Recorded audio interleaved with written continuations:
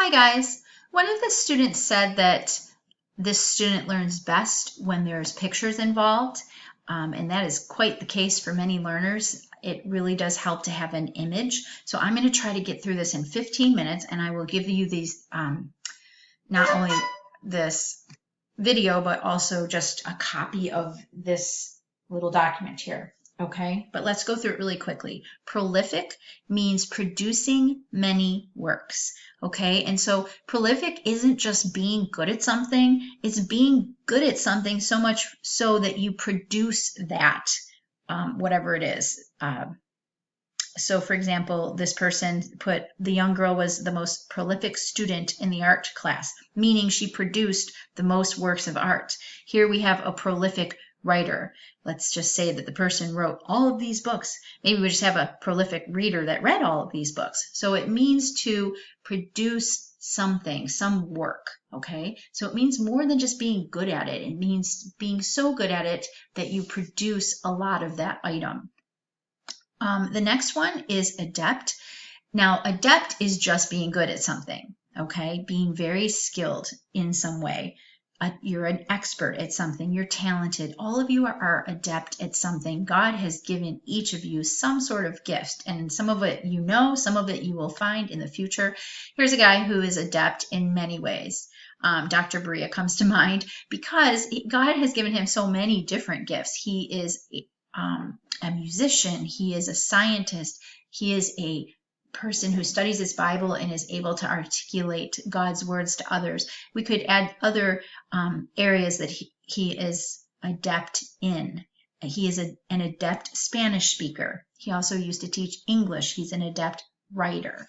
Okay, and so I appreciate him. I look up to him because he uses all of those different talents for the Lord. He's not wasting them. God gave someone a variety of talents, and he is using each of those for the Lord.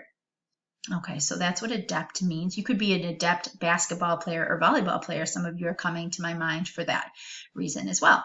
Okay, the next one is reclusive.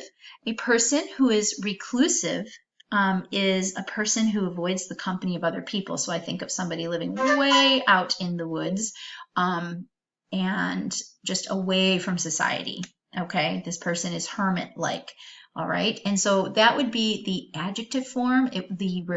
Here we have a sentence. The reclusive boy avoided large crowds. If you wanted to use it as a noun, you'd have to change it to recluse. I am a recluse. I'm not going anywhere. Okay, or I'm living like a recluse. I'm not going out. That's how we all feel right now, right? So actually, I went to Wegmans today though, but let's move on. The next one is sinuous, and that I didn't put a picture for because I really do feel like everybody has this. But if I were, I would find a picture of a curving river. That would be a good picture for sinuous. The next one is acumen, and that is an ability. Most of you understood it was an ability. Some of you understood that it had to do with wisdom, but we have to connect that. A person who has acumen is a person that has the ability to make good judgments and quick decisions. So there's a little more to it than just having wisdom. That's why the synonyms are okay. And that's the best you can do. This word kind of stands out and has a stronger connotation than its synonyms have, because it means this all has to come together. This wisdom has to come together with being able to think quickly and act quickly, okay, and make good judgments on the spot. Now, I'm a person who, I try my best to be a wise person, and I do consider situations, and I make the choices based on what I believe God would have me to make, but I don't do any of that quickly. Do you remember the day when we had the lockdown, and I did close the door like I was supposed to, but I didn't think quick enough to be like, did I latch that? I need to close it harder. And so the door came right back open, and we all had a laugh at the fact that, oh dear, we would have not been quite alive had that been anything more than a drill, right? And so that's just not like I could never be a first responder because I I need to think about decisions first. I don't act quickly unless the Lord enabled me in the time of need, which I know he does that for his people. But anyway, I think of first responders when I think of acumen, because they have to very quickly make very wise decisions, life giving decisions, basically. Okay. All right. The next one is salve, and that can be used as a verb or as a noun. And so it means to soothe as a verb, okay, and to comfort. And so it can be used as a noun, like you can say, I need a salve because I have a burn on my arm. And then somebody would go and buy you some burn gel because it is a salve, okay? But more likely it's going to be used as a verb, and it would be like in this picture, we've got David who is using music to salve, I just used as an infinitive there, but that's a verb form, King Saul in his time of depression, okay? So that is salve. All right, the next one is quell. Let me see that. I do want to go back up. I feel like here's another good example. The mother salved her baby. Maybe the person could have said by rocking him or something like that. Okay? Now to quell. To quell means to put an end to something, typically with force. And so it's just to stop something. It's to crush it. It's to extinguish it. And so this fire is a good example. This fire extinguisher is going to be used to quell this fire. Please quell the fire with the fire extinguisher. All right. The leaders in Jesus' time, Pontius Pilate and Herod, they were trying to quell the crowd of screaming Jewish men and women who wanted Jesus to be crucified. They couldn't quell the crowd. They even tried suggesting releasing Barabbas in place, or releasing Jesus or Barabbas. They thought, well, if I give that choice, they'll want Jesus to be released and Barabbas not to be released because he's a horrible criminal. And they were wrong. They said, oh, release Barabbas. And so not even that could stop them from their hatred of Jesus, which worked out to our great, wonderful benefit when he died on the cross and gave his blood and came back to life so that we could be saved. So we're thankful for that horrible time because it was for our benefit, and he did it for us and our eternity. Okay, so that's quell. The next one is to accost. Again, I feel like you guys understand that it means to approach, but I think you think it could be maybe amicably or, just friendly, a friendly approach to someone. This isn't you sauntering up to someone at the lockers between classes and saying, hey, how's it going? How was your class? This is rushing up to someone and confronting them or bothering them in some ways or going after them with harmful intentions. So maybe this image will help you understand. To accost is kind of like to attack, usually with words, sometimes even with hands like this guy is doing here, okay? So it's approaching, it's a verb, okay?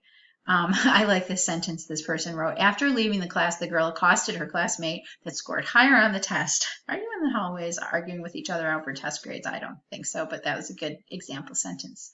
All right, platitude is a noun. It's a thing. It's usually a statement that has been used too often to be interesting or meaningful. And so I like this cute little image that I was able to find that's platypus platitudes, and here are just two really good examples. It's like somebody just tells you something horrible and your answer is, oh, such is life, or you'll be fine, right? These are just kind of empty cliches that we use all the time. It is what it is. And it might be that you try to give a platitude to someone else, or provide a platitude to someone else, or it might be that the person tells you about something horrible and then they say, it is what it is. And that's not really true. Their heart is hurting. Okay, so these are like empty words or empty gestures too. It doesn't have to be words. It could be like this sentence, giving a teacher an apple is a platitude. So there's just an emptiness in this communication. It's empty communication. It would be another way to say it, I think. Okay, malleable means easily influenced or pliable, is an adjective. Okay, and I'm sorry, I'm getting all kinds of notifications coming through right now. Some of them are from you guys. But so metal can be malleable. All right, like gold is a good example. And so the malleable metal was formed into a beautiful bracelet would be an example sentence. Or our hearts can be malleable and it can be easily influenced. Here in the definition, it just says easily influenced, pliable. And so I hope that your heart isn't easily influenced by the world. We want it to be easily influenced, to be shaped by God, by the Holy Spirit. And so in the Bible, God actually likens us to clay and he as the potter, and just that he can mold us and shape us to be the person that he wants us to be. And that's just a daily process, getting into the Word, having a soft heart, not a hard heart. That's where those terms come from, I think. You know what I mean? Like you can't be malleable if your heart is hard.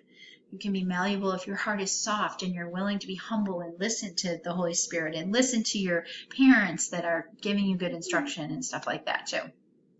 Okay, the next one is corpulence, and corpulence means obese or fat. It's a fatness. It's an obese.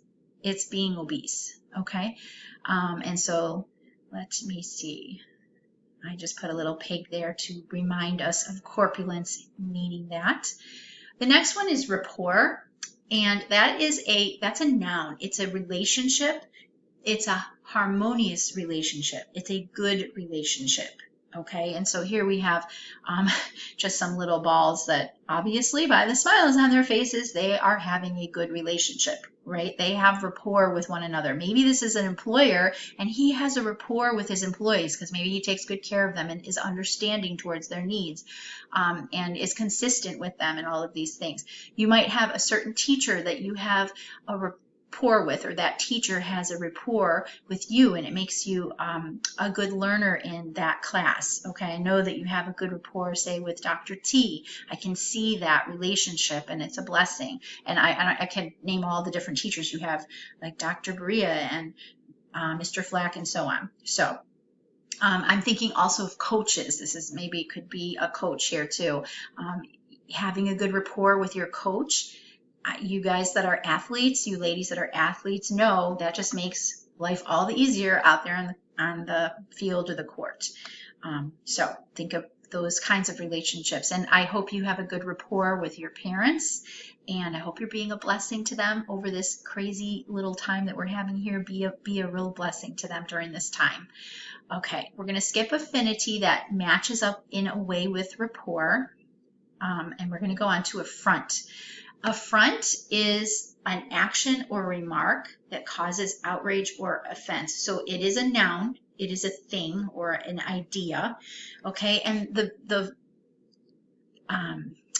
scenario that jumped into my mind as soon as I thought about this particular word, you guys were probably too little to remember, or maybe you didn't watch it, but during the inauguration of President Barack Obama, when President George W. Bush came down to be part of the inauguration, which is, just part of the ritual, part of the protocol, the crowd booed him.